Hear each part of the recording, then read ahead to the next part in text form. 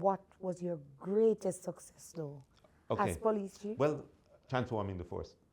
I say it's just straight as that. So let me break it down. There was a period where there were a few persons acting as commissioner. Um, I think the last one just before I came was George Coelho, who had been appointed commissioner. But I realized that in order to get what we want, what Jamaica needs and deserves, we had to redo the police force. And part of that, or key part of that, was to get the police officers themselves to believe, to change their minds, to believe what is possible. Because after a while, after you know you're doing your work, so you always had dedicated men and women there. Sometimes they had less direction than they perhaps should have to direct that passion they have for the job.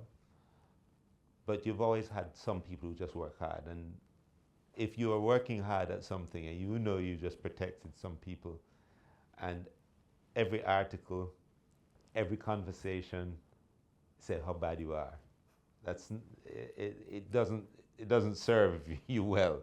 And so people do it. So you end up doing it because you have to do it because it's a job and that's how you get paid and that's what you do. But you're not attached to the organization.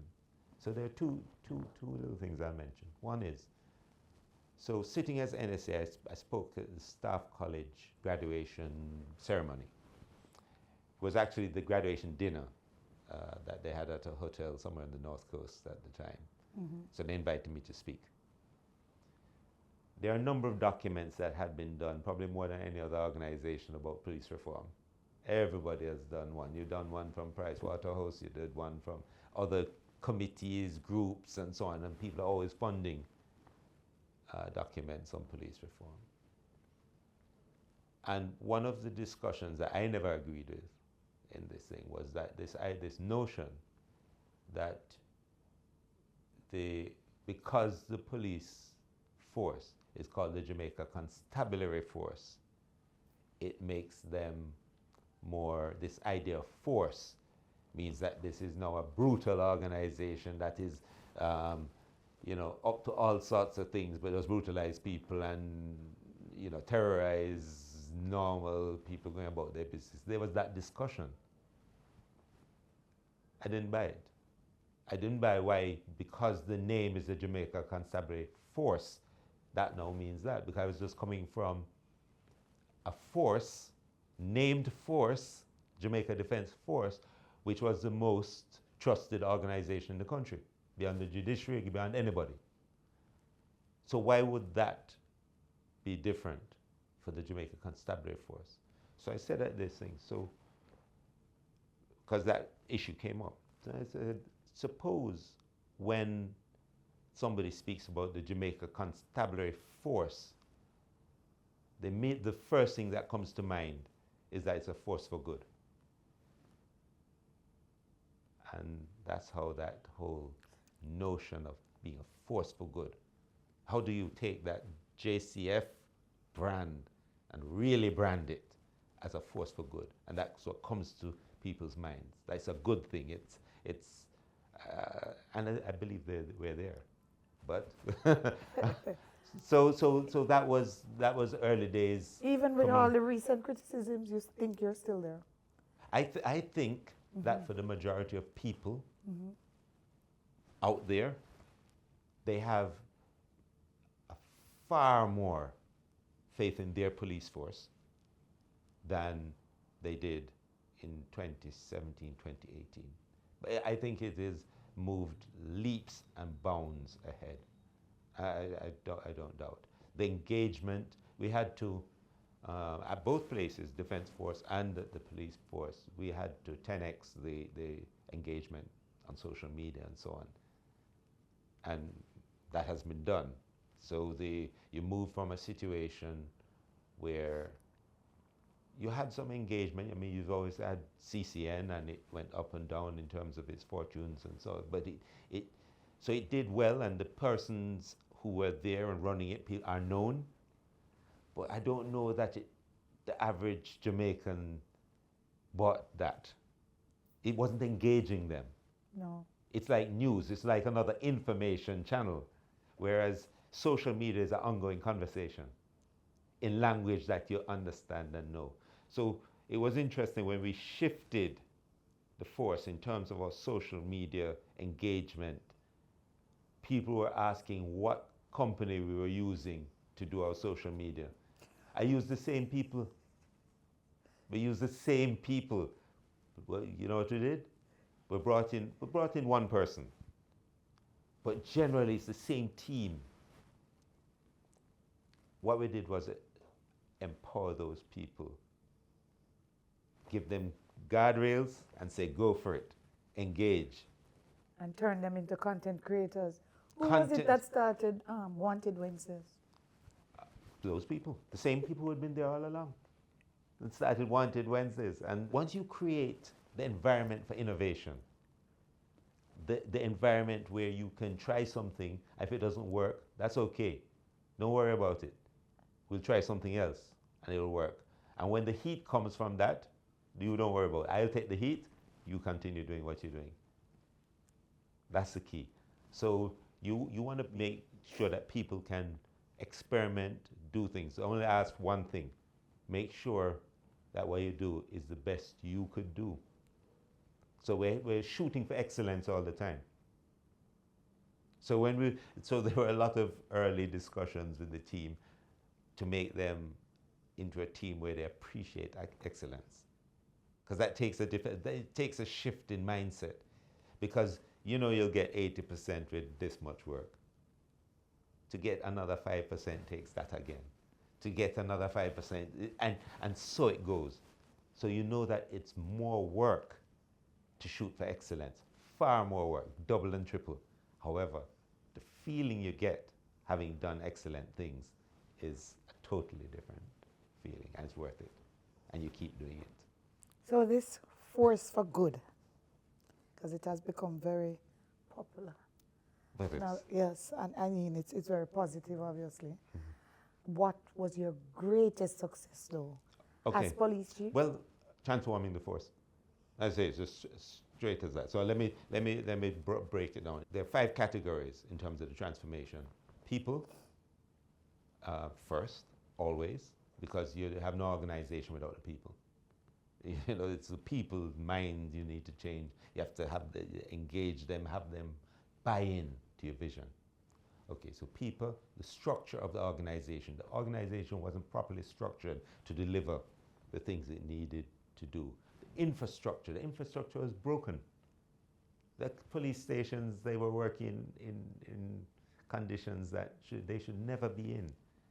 It was broken, you know, and it's amazing actually that we got policing out of some of those structures where we had police officers there. So that's it. So people, structure of the organization, infrastructure, equipment and technology, and then our stakeholder engagement, large stakeholder being our public. So those were the 5 pillars on which we started to build. At the same time, on this side, you have to deal with the actual murders. So got there 2018, we were ahead of 2017, seeking or heading towards a new record for murders in Jamaica. So we did what was necessary with the force that we had. There's no new force. You use what you have to get the result. By the end of the year, we were 22% down in murders, 72% drop in Montego Bay, in St. James. Like that. Yes, of course. Like that. Yes. So we moved along that line. But so a couple of things that you asked me about what we did in the force. So within the first 100 days, I created a department called the Welfare Department. And the reason why I created that department is because there was no part of the force other than the Federation that looked after police officers. So the management the things that were management responsibilities were being done by the Federation. And I mean, thank goodness for the Federation that they were doing it. But it means that that can't attach your officers. You're sending them into harm's way. Surely there needs to be a mechanism to support them, support their families. And I tell you what did it. I visited an officer who got shot going after one of our most wanted people in St. James. He was in Kingston Public Hospital. I went in there and saw him and so on, asked him how things were and whatever he had broken one of his limbs from a bullet. So he needed to get the pins, the external fixations, so that the doctor could pin the limb back. And he said, okay, are we taking care of this? He said, well, he's waiting on somebody for the Federation to take it, to try and get the money to get this fixation. So the idea wasn't even in his head that we, the management of the force, should be responsible for this. So of course, that absolutely cannot work. So immediately we shifted, created a whole entity. I grabbed Raymond Wilson, who obviously was the longest serving chairman of the Federation. He was in Portland as an admin officer. I said, why waste him over there? Brought him straight in and created that welfare department. The next thing, a few months later, if you remember, every road in Kingston was dug up. You remember that? They were digging up, well, I know you're Montego, but there was a time, basically all those road works that were being done, they were being done simultaneously. Right. It was 2018. Right. Throughout the summer, and then they were going to do the work at 3 miles. To have the flyover and all of that work that was being done. That intersection at 3 Mile took 70,000 cars a day. That's how many cars went through there. Now, what was interesting is that they closed that intersection as schools start back after summer. The same week, that intersection was closed. But we saw it coming. That is why I had to create another unit called the PSTEB, Public Safety and Traffic Enforcement Branch, because it was the talk all the time. Boy, there's traffic and the police aren't. Of course, I mean, some of that is kind of doesn't really make sense, but we had to take what we had, which were we had some bikes, we had something, and rebrand it, make it visible so that there is presence there, and start to manage this whole thing. We only had a few months to get there, and you're not going to get any major procurement done. So you have to use what you have, you have to get smart, and yet we have to realize that this is going to happen with or without you, but you are the police. And what happened, so we planned, agreed with all of the agencies how it's to be done, and I remember, because Murphy is alive and well. O'Mara Road off of Hagley Park Road was the key way to come off of Hagley Park Road. They cut a trench across it the same morning. There was another way to come off of Spanish Town Road to go behind Hunts Bay and come out down the bottom there. The factory caught a light there, so the fire brigade had to block it off. So the reality is that when things don't go to plan, but you make sure you plan. Because when you have the plan, it's easier to shift from the plan to something else than have no plan. So, it went on like this. So every few months, we were doing something new. We changed mobile reserve into specialized operations. Now, mobile reserve was one of the more difficult ones that I did because it has a lot of history. A lot of people served there and have a certain fondness for it in the organization. But it wasn't fit for purpose in the form that it was. And this had come up many times before. It wasn't unique to me. It's just that no one else did it. At the time, the youngest gazetted officer in this, because this is your strike force, this is the guys who go out there. The youngest gazetted officer was 50 years old. Right. Now, the youngest gazetted officer in Mobile Reserve is probably 20 plus years old. Now, in the shift of these things, it doesn't just, you don't just shift and it's okay overnight. There are teething problems and so on, and difficulties and resentments and so on. And of course, being an outsider, you know, you become a target for these kind of resentments. But the point of the matter is, my motive was to make sure that we have the best police force that we can possibly have. It needs to be first world. It needs men and women there who see their own careers and destinies aligned with that of the force. So all of a sudden we're taking care of our people. Where when an officer is down, I go. I don't send anybody. I go as well. You know, I hear my people are under fire in the West.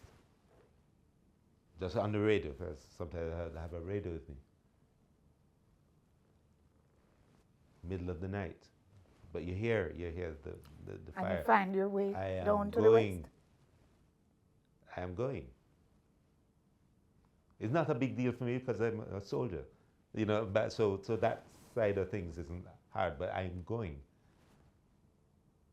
So, and I think it matters. Well, it does matter to people on the ground. I was about to ask you what difference you feel it made to those who knew that you were constantly there for them. Huge difference. They need to start to believe. And they believe. We have a force of believers. Right now, we have a force of believers. I said early on, and it's very interesting, I said, we will know we are moving in the right direction as a force when police officers who have children who are bright and have options opt to have them become police officers. They laughed at me. That can't happen.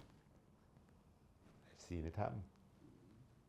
Police officers will encourage their bright kids because there's so much opportunity to become police officers.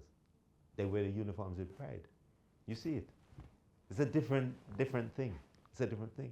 And then operationally, we had to get more targeted. We had to get better at it. So we put in the SOEs, but why do we do that? We do that to create space. You have to slam those numbers. You cannot be up at 1,600. A lot of murders and shootings are caused by reprisals. So once you have the original one, you're going to get the follow-on. Mm-hmm. So you have to bring it down to bring it down. Sometimes people don't understand this. You have to bring it down quickly, rapidly, using what you have. So at the time, for years, we tried to build a bigger force.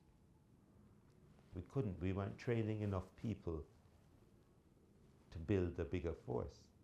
So you had to use SOE, I created, no, at the early days, absolutely. Okay. We had to do, I'm saying that because the force was too small, too poorly equipped, with persons who are not that trained. Well, I mean, they were trained. The basic training is always good, but the recertification was not being done that way. So there are lots of issues. But the point of the matter is, we had to recalibrate all of that.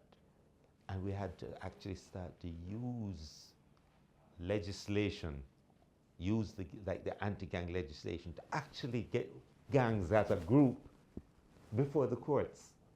So that if you notice, that started to happen. All of a sudden you're getting gangs. It's not two guys in a car. It's 15, 20, 40 people before the courts as a collective.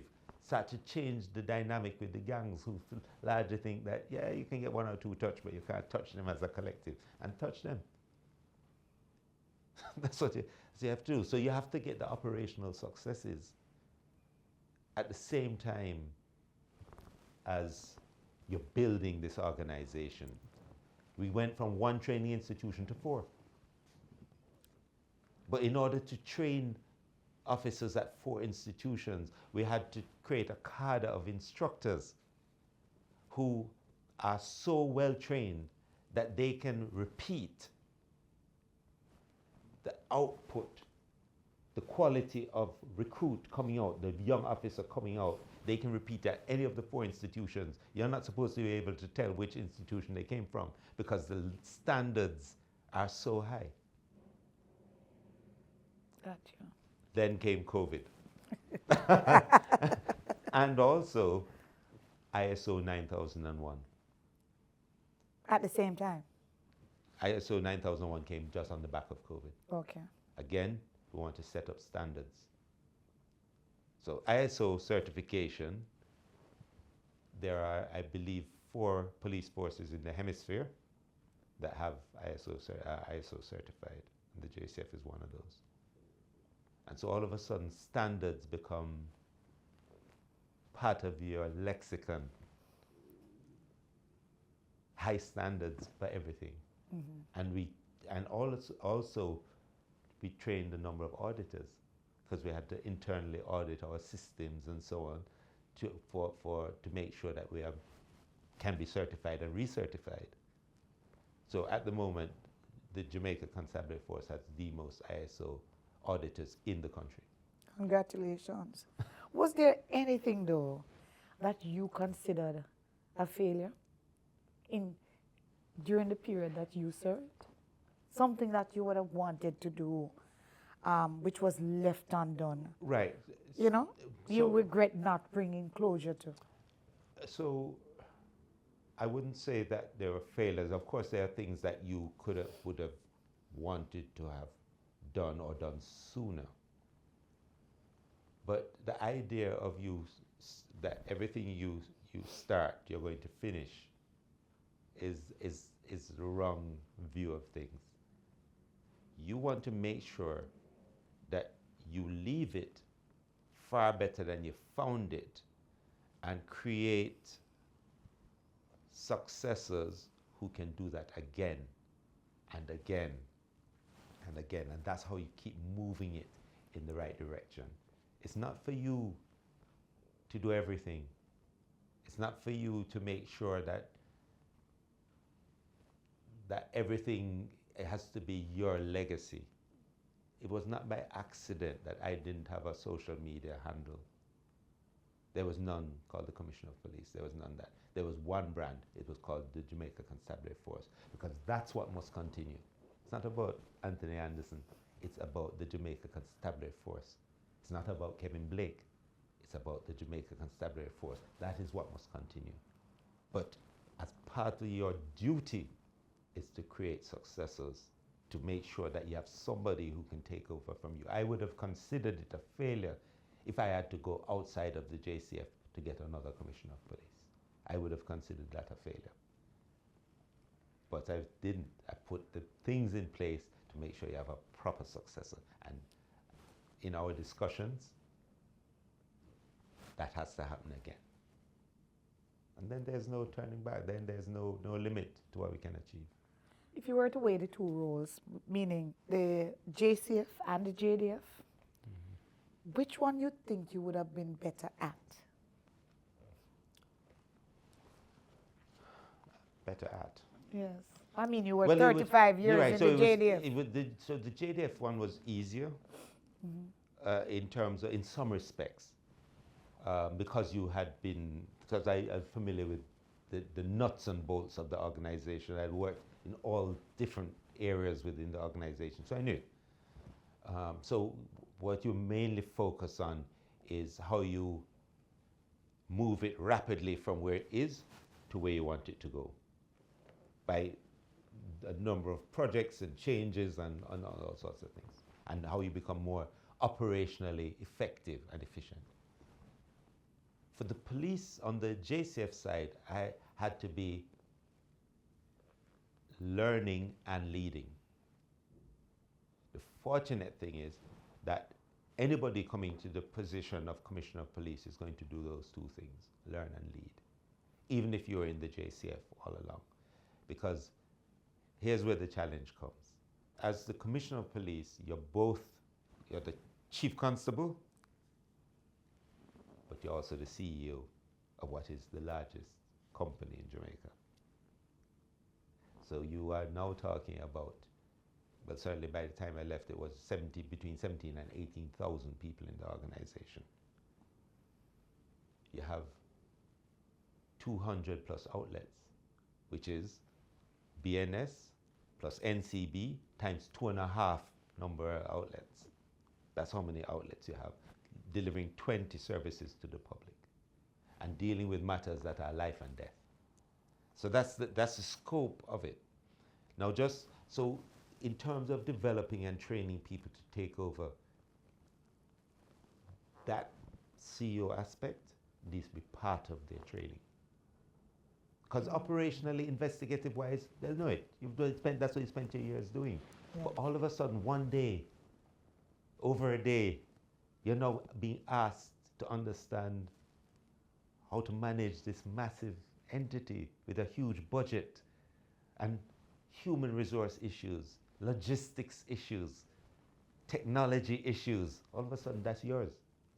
And if you're not comfortable doing that, what you're going to do is revert and start doing what your subordinates should be doing. So this development process, now all of us are a product. So I didn't come to it with training wheels about how to run an organization. I just needed to learn the nuances of this organization.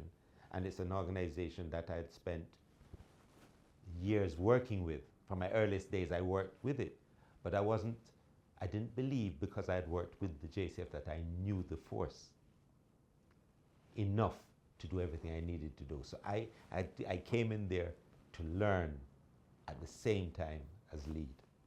And so that was the approach. It was interesting because people said they heard at my first operations meeting with the assistant commissioners, deputy commissioners, and they heard that I was bringing a number of persons to fill billets from the Defense Force with me. But that was not true. Well, I said... Was it? I said, I'm bringing my personal assistant and the person who was heading up my security. That's it. I'm saying, why am I going to bring persons from the JDF to come to the JCF when you are here? You are here. Don't you know policing? Don't you know what you're doing? I say, yes. Okay, so why am I bringing people? I just need to get you to understand how we are going to move this thing. There was I couldn't separate myself. You can't lead people and separate yourself and think that you're going to be better and that you are better. You can't do it that way. You have to get with them, and collectively we rise or fall together. You have to put yourself, your reputation, your name at risk to get the reward. I believe we got the reward. I believe we have police officers who believe in what they do, who will send their kids to join this force, who don't feel the need to come out of their uniform as soon as they come off duty. They will stay with their uniforms on and be proud of it. And proud police officers are critical.